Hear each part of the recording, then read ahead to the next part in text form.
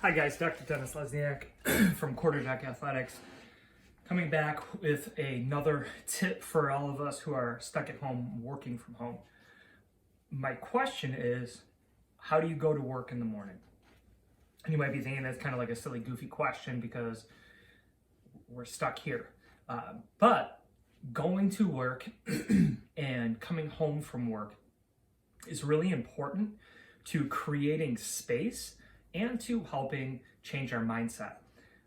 Many of us may not realize how important the act of going to and leaving work is, right? Even getting ready for work in the morning, coming home at night and changing our clothes, those specific acts are very important to establishing mindset and headspace when performing tasks or leaving work at work. So now, many people are finding themselves kind of rolling out of bed into a Zoom meeting, hitting that touch-up filter on the Zoom app, and then finding ourselves in the same clothes for maybe a day or two, maybe a week, okay? And what does this do to us mentally? Well, mentally, it kind of wears things down and it wears us down. It makes it harder for us to perform the tasks that allow us to perform our best and feel good about ourselves. So how can we change this? Well, one is take some time to get ready for work or go to work, right? We don't need to put on a suit or a full face of makeup or do our hair for work, but the act of going to work, right? Maybe we take a little walk in the morning. Again, you'll see a lot of the stuff that I focus on is a little bit of physical activity. So I know many people rely on caffeine as kind of a, let's wake ourselves up, right? Having a little bit of caffeine and a little bit of cardiovascular exercise is a really good way to achieve what is called a flow state. And that's that headspace that we get into where work kind of just happens. We get in this ability to make all of our work happen really well, and it ends up being really good quality work.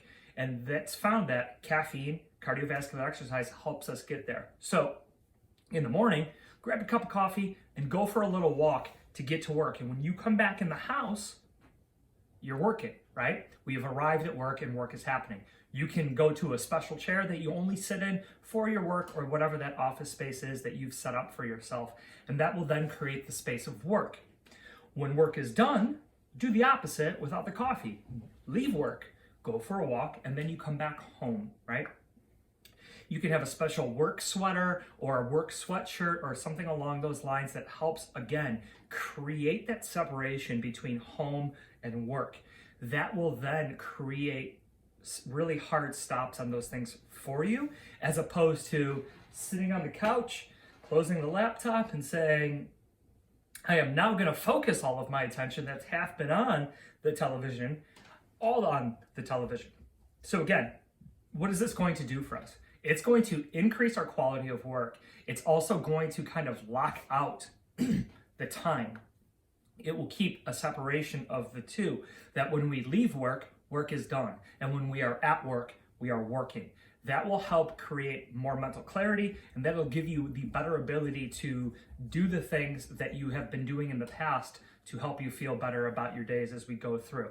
So use this tip in conjunction with all of the previous tips, that daily exercise, okay, the positions in which we are working, and how to, again, continue to unwind as we try to keep work and home life separate and achieve that work-life balance. We're seeing that work-life balance is getting skewed more and more towards work and less towards life. There's like a 3-hour shift towards work. So we'll talk more about that next week. But for this week, let's set up a routine of how are we going to work and how do we leave work and go home. All right, guys? Have a good week.